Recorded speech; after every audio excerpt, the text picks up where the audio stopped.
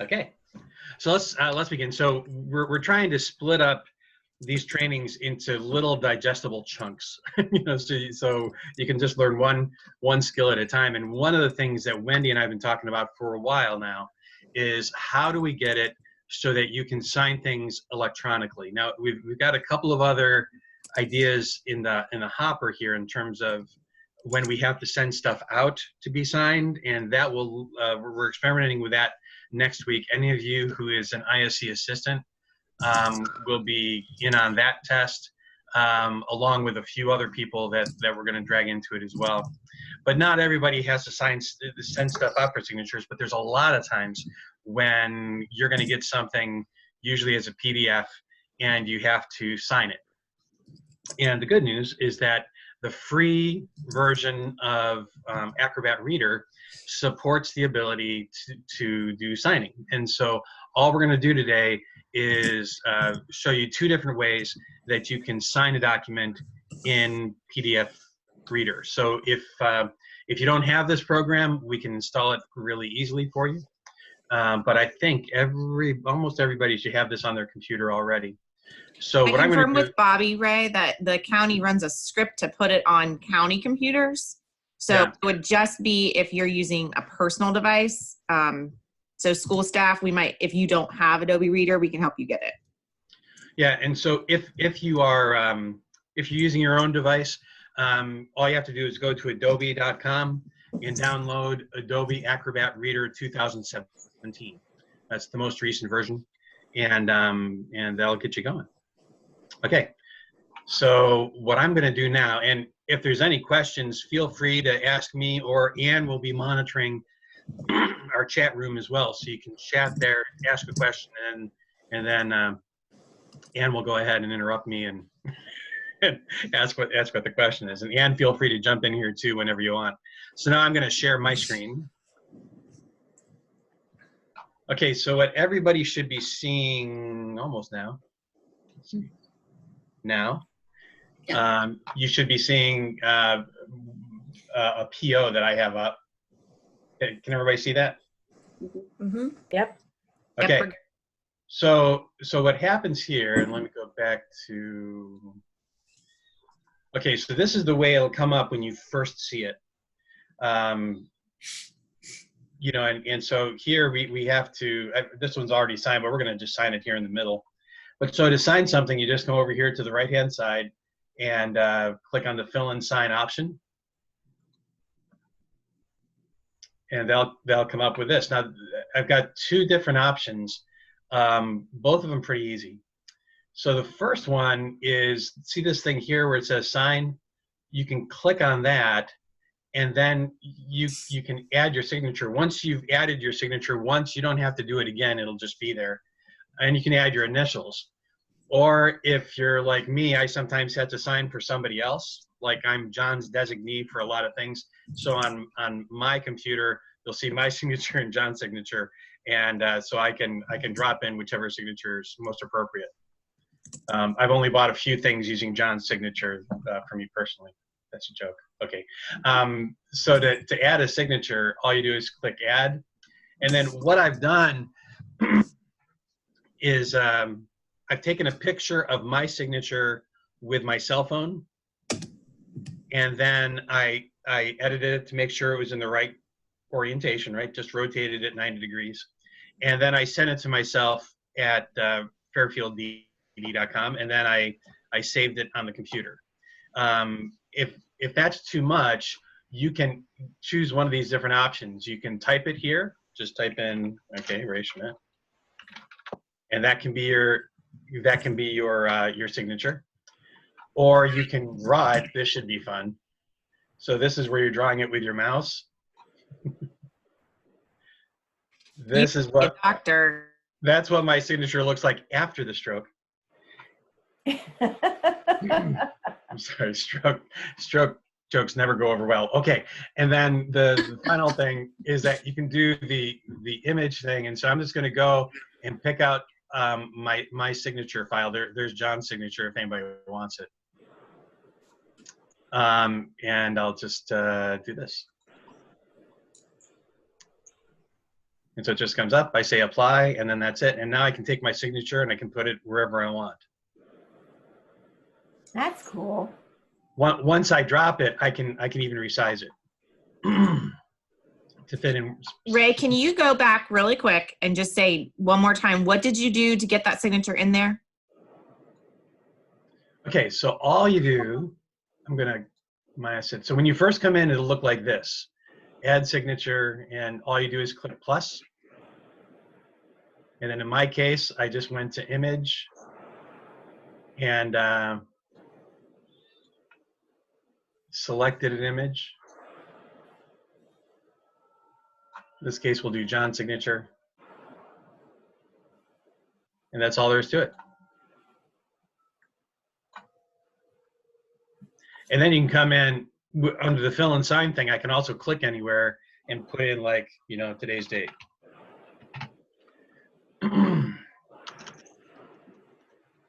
whatever it takes. But so you can put this stuff wherever you want. And then if you want to get rid of it, you just click on it and click trash, and it's gone. So you can see down here, this is what I do whenever I have to sign a purchase order. I just drop in my signature, the dates, and send it off to Trina. So you can do this the same way with any other PDF document. So if it's not a PDF document, you're going to have to either save it as a PDF or create a PDF however you can. There's different ways to do it. And if you have the need, if you typically have the need to have a PDF and you don't have that that ability right now, or you don't know how to make it from like a Word document into a PDF, let us know. We'll walk you through that process. Okay, so that's option number one. So the other thing here too is that you can add your initials as well if you have things that just require your initials, or you can have two signatures in there if you need to have that for any reason. Okay, any questions on that method?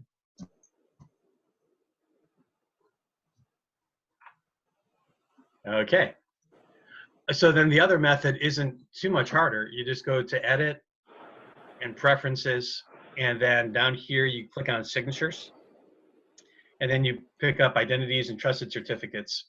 And this is where you actually create a digital signature for yourself. You can have a few on here. You can't have an unlimited number, but you can have, I think it's up to, what did we decide, and 3, I think? Something like that. So to create a new one, you just click Add ID, and then create a new digital ID I want now.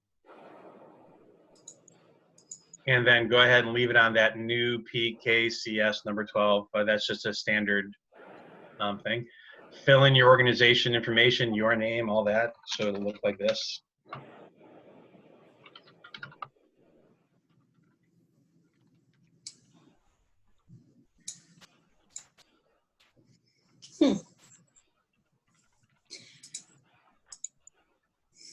And then when you're done, it'll want you to, in this case, it'll want you to use a password. So the reason that you would use this one is if other people were using your machine, or if it wasn't, you wanted it to be totally secure so that only you could sign things, this is when you'd use this option.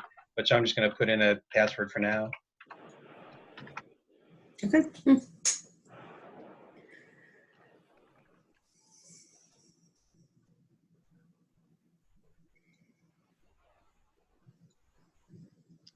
And so that's all there is. And so here's the signature, and then I can drop that signature in just the way we did before.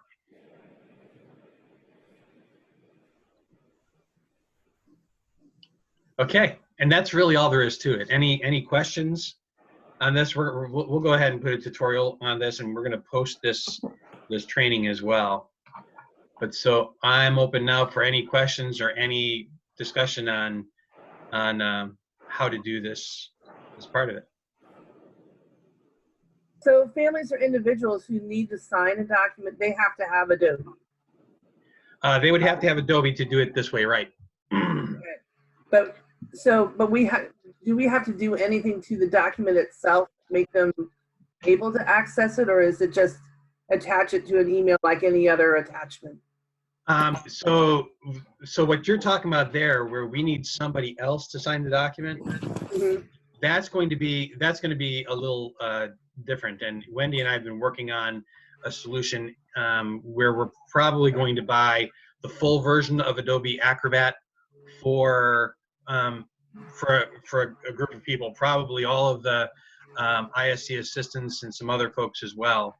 And so they will be able to create fillable forms that will request signatures from people. They'll even be able to track who signed and who hasn't electronically. Right. And so if it works the way we hope, that's going to be good. It's not so cheap of a solution that we can have it for the whole organization, but it's definitely one where we could have certainly all the ISC assistants and then a number of other people too, so that whoever needs to send stuff out for families to sign can do that. Great. Marie, this is more for ourselves. So if you get something that you need to sign personally, this would be more so how you would do it, Okay. tracking somebody else to do it. Okay. Thank you. Ray, could you go over that? So I have an expert eval that needs my signature. Yep. And it's saved to my desktop. I have to sign it today. So how do I open it in Adobe? So assuming that it's starting off as an Adobe PDF, I mean, assuming it's a PDF file that you're signing, Yes. which may or may not be true. But if it's a PDF file you're signing, you should just be able to click on the file and have it come up. Now that sometimes doesn't work that way if you're doing it out of like a web browser. Mm-hmm. Sometimes it'll want to call up, there's a reader that's inside the browser, and that doesn't have these capabilities. So you really have to save it to your computer first and then call it up from your computer. So I would save it to someplace in my documents where you know where it is, and then go ahead and double click on it, and it should come up just like this. Okay. Just like my screen. And then from there, you just click on the fill and sign options, and then you should be able to add your signature one of those 3 different ways. Okay. So for my, If anybody has trouble with that, feel free to let us know the first time you do it, and we can use TeamViewer to see what you're doing and help you get your signature up and running. Okay. so I was doing a practice one while you were going through the talking points, Ray. So for mine, I had to right click on just my icon of same thing, I have something saved on my desktop, and I had to go to properties. Do you want to share? Do you want to share your screen? Sure. You could actually demonstrate this. I could do that. Let me close that out.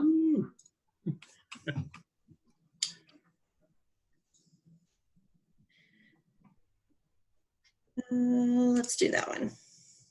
All right, can you guys just see the one with the lamb on it? Can't see anything yet. There we go. Now? Yeah, now we see the lamb. Thank you. Just want to make sure. Okay, so I just grabbed a PDF and I have Forest Rose class because I was just playing with it. So mine was not designated for, let me do another one. Here's one. All right, so mine was not designated as to pull up for inside the Acrobat. So I had to go down to properties. I right clicked, had to go down to properties. Now it says that, but it didn't say that before. I had to hit change. It was saying Microsoft Edge. So then when I hit change, I chose Adobe Acrobat, and now everything, all of my PDFs come up. I hit apply. Everything will come up now in, all my PDFs will come up in Acrobat. So that's an issue that comes from the county level. They're aware of it. They don't really know like that. Sometimes when they run the updates on our computer, it will default to the web browser version instead of your computer version. So, sometimes we'll get emails and it will look like a Microsoft file, but it's really a PDF and you knew it should have been.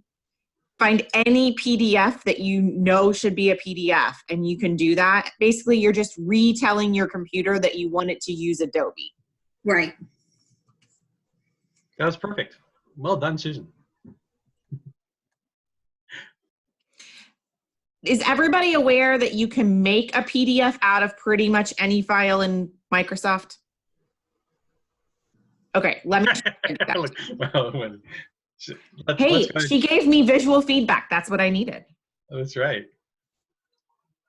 Let's go ahead and demonstrate that. You got one? Go ahead if you want to. That's fine.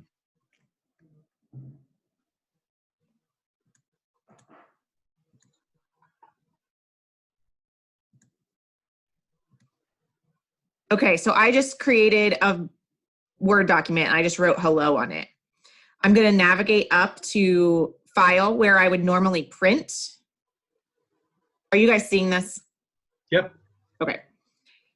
So where it pops up with all of my printers, I can actually drop down to Microsoft Print to PDF.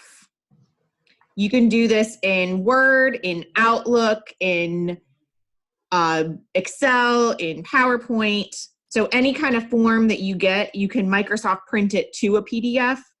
So then instead of printing it to a printer, it's just making it be a PDF. I hit print, and then once it does it, it'll pop up and ask me where I want to save it. So I'll save it to my documents, and then it will show me in a minute. It's thinking. So then it will have saved a copy that looks just like this, just as a PDF. And then I would be able to go in and edit it. Or put my signature in, rather.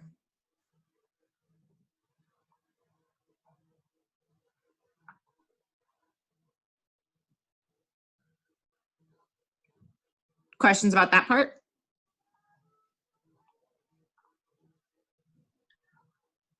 So, and there's one other option there too.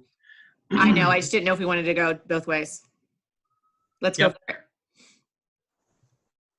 You can also do a file save as, and wherever you would normally save it,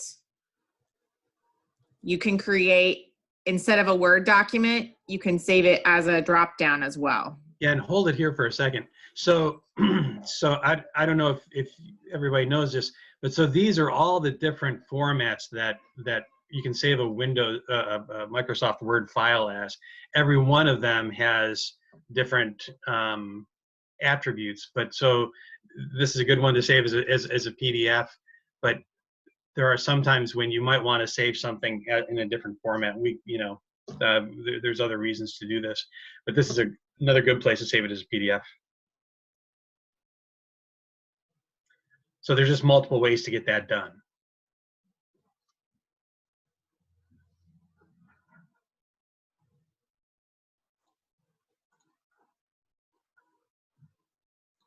Okay.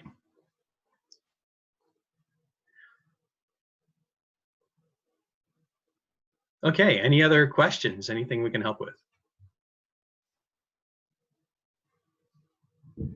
Should you add that when you save it as a PDF on your desktop, you're going to get the original document that you already had that wasn't a PDF, and the PDF will be on there as well? Yeah, you'll have both documents, right? Right. So whatever you saved and then the PDF version of that. So Right. sometimes and that'll sometimes get confusing. I'll go back to my purchase order example that, I save my purchase orders to a special directory in my, in my computer, but then I need to designate that I've signed some of those, so it's the signed copy of that, or like expense reports. I'll make sure that my signed version is in there. And so I'll just put that in the title. I'll say, signed, verified, whatever, and add that to the title so I know that it's ready to go. I do the same thing with when I make provider certificates. I make them in Publisher, and then I put my signature in, and then I export them into a PDF so that I can email it easier. Because the person who gets a PDF all they have to have is a PDF reader. They don't have to have the program that you're originally in.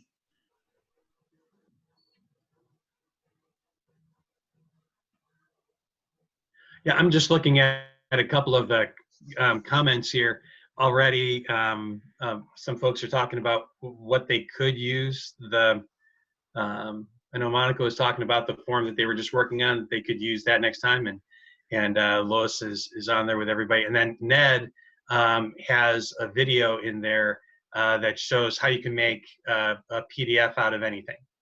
And so, feel free, if you move your mouse around, you'll see the chat box there, and you can click on the chat box and then see Ned's link for that option.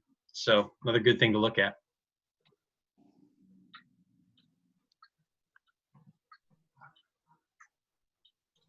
Okay.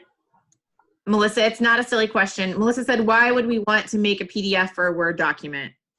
Couple of reasons. If you want the integrity of the way you have it set up to stay. So if you've ever opened a Word document and created it on your computer and then you sent it to someone else and it looked a little bit different, PDF makes it, it's almost like taking a picture of it so that you aren't going to be able to edit it later. Another reason is that it does email better or send better. So you'll see things on the web that way as well. And it also keeps people from changing it. So if you are creating a form or you're creating something, like imagine when they pull plans out, they come out as a PDF, because that way you can, it'll look the way they want it to, and you're not going to be changing it later. Yeah, the other reason for doing it too is that not everybody has Microsoft Word or Excel or one of those other things we might have created the PDF in, but the PDF reader is free to everybody, and usually there's some default way of looking at that too. Pam wanted to point out that it's really good when you're creating images as well. They transport really well, and that's really true. When I worked for Capital, we had certain fonts that we had to use, and they weren't installed on every computer. So we would have to make every PowerPoint a PDF so that the fonts that were assigned to our branding guide would show up wherever I went. Thanks. And so Brooklyn had a question about, is there a way for us to split a PDF? This also goes back to joining PDFs as well. Can you join a PDF or split them apart? And the answer is, in PDF Reader, you can split it by printing a PDF to another PDF, but only choosing certain pages. But that gets really kind of unfun to do. So one of the things that Adobe Acrobat can do that Acrobat Reader can't do is that you can split and join files. So like when we're talking about, for all the ISCs, printing out the ISP, currently, if my understanding is that we print out like 3 different sections out of Imagine, take the papers over to the printer, and then scan those into a single PDF document. PDF or Adobe Acrobat would allow us to do that electronically, so we don't have to kill any trees to get that accomplished. So that's one of the reasons we're looking at that full version of Adobe Acrobat for our ISC assistants. I had just emailed Kaylee yesterday because I had 3 PDFs and ISC sent me pages of the same document, and they were the same document, but they sent them to me separately, and I put it in IntelliView as one document, and Kaylee sent me some website that you can go to that merges them together into one document, and I think she said it has kind of limitations on it, but it worked for my 3 pages that I needed to put together into one document. It has a use number. You can only use it so many times. Oh, okay. So like Tracy and the ISC assistants, it worked great for us for about 3 days, and then. Okay. And then the other thing I want to just point out, because we've had this at a couple of times, right now our whole agency is looking for every different way we can use technology to work from home and to be more efficient. And that part is really, really cool. But one of the things that we have to be very careful about is HIPAA compliance, especially when we're using free resources off the web, because there's no guarantee that when we send something up to the web, that's not being used for other purposes, or that they're not trying to mine that data. And so it's one of those things we got to be careful about. That's why Adobe Acrobat is a local program. It won't be going up to the web at all. And so as we can combine or separate those PDFs, there's no chance that that's going to be intercepted at all.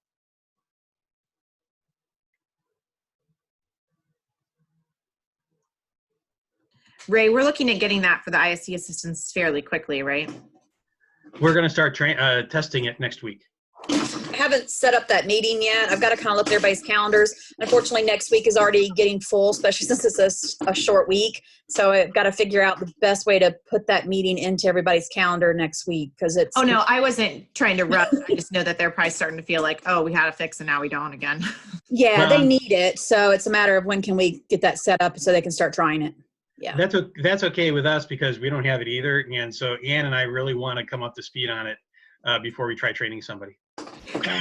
Because I know what it will do, but I've never done it. Training seems to go better that way when we know what we're talking about. So ISC assistants, don't start emailing me yet. I'll start looking at calendars that work for you guys and your supervisors. I mean, we may not be able to get everybody as far as all of us, like myself or supervisors in there, but as long as we at least have the ISC assistants in there to figure it out. And I want to also try to figure out a good time that Tina would be available because she has to call in, doesn't have the camera. So she can kind of call in and watch and learn also. And there are a few other people in the agency. So like Monica, you had that situation where you got those 3. If the ISC had sent it to you like that in 3, there are, like myself or Ray or Bobby has that license, Gaynor has that license, and I think Stephanie Hunt may. And then once we figure out exactly who has them, you'll know that there are people that you could reach out to and be like, hey, can you merge this really quick for me and send it right back? Because it's a really quick thing once you get used to doing it. Bobby sends it back to me in like 3 minutes flat when I do it, but we just want to make sure that we're cognizant of everybody else's time too. Yeah, it's one of the reasons I want Tina to have it. So if ISC assistants are busy or something, and she's right there in our building too, and she can do it. So it'd be another resource. Sounds good. Great. Are there any other questions? Yeah. Great minds. That's true. Now, David, you're asking, can we include Michelle Snyder? Yeah, I imagine there are probably a lot of things that she needs to do that with as part of intake. So probably. Yep, she was on our list. So I think it's also a good thing if you find yourself in a position where you're asking for signatures a lot from people, you might want to talk to your supervisor and see if it would be good for you to be on that list as well. We can experiment with that. It's not cheap. Just to give you the ballpark on that, it's about $200 a year per license of Adobe Acrobat. So it's not totally inexpensive, but it's not really horrible either. So for us to streamline that and get electronic signatures, I think it's really worthwhile. So cost justifying it isn't that bad. Yeah. So once they know how, we can have the ISC assistants getting signatures for the ISCs on their team. Yes. That's, doing. Yes. Yeah, that's the idea. And from what we have seen so far, we haven't, I personally haven't tested this yet, but when I look at the feature set, it looks like it's going to be able to allow them not only to send it out for signature, but then also track who's signed it or not yet. So as soon as the family signs it, there's some kind of electronic notice that would then, push back to the ISC assistant so they would know exactly who signed and who hasn't, and that could be very cool. I know we're getting kind of some questions about who all to add. I know you said like $200 isn't a whole lot, but also our department money as far as IT, we pretty much blew that a long time ago buying cell phones for everybody because I'm here. So we've blown our budget in a lot of ways. So even $200 doesn't sound like a whole lot, but I still have to be a little bit cautious of exactly who gets it this year. Let's see how it goes, and is that something we expand out and I put in next year's budget if more people need it. So. We'll kind of figure out who the initial people are, and then we'll add more as we feel like we can, and we kind of see how our budget really looks after we get through this. We also want to see if it works, if it's a good solution for us. There are other things that we've looked at. Just to give you a little bit of background, Winnie and I looked at DocuSign, and the original estimates for that were actually more expensive than what we spent on Gatekeeper for the whole year. Yeah, it was over 40 grand. Yeah, which we're not doing that for document signing, guys. No. So it's really just a matter of how does it work? Does it do what we need it to do? And can we cost justify it? And so if we can do those things, then we're open. Yeah. Well, at least we shouldn't be using it. And you're still muted. So you can pull some money This from piece our, started at work. our mileage. What was that, Teresa? Pull some money from our mileage. I'd already reduced that already. So Oh, okay. but you're right. I did kind of do that lower this year, assuming we were going to go to more work from home anyway. Just didn't know drastically. I know, yeah, my mom, you know, she's one of those warriors. Yesterday, I'm on my way to the phone store. She's like, "Well, do you have enough gas?" And I'm like, "Yeah, Mom, I'm working from home right now. I've got plenty of gas in my car. It's not something I'm going to need to fill up on all the time. It's cheaper right now, but I don't need it. So I'm good, Mom. I have 3/4 of the tank. I bet it'll last about a good month or two." I think, as you know, everybody's having this same conversation around the world right now. So I would, if I was a betting woman, I would think that there might be some other options that are being invented even as we speak, that, you know, maybe Adobe is our fix for now, but it might not be what we do forever, because every doctor's office, every lawyer, everyone is having to do this right now. So I would imagine that down the road I would bet Mark Giesler a candy bar on that one, and I don't usually take his bet. Yeah, good one. True. Anybody else? Anything that anything we can answer? How's it going?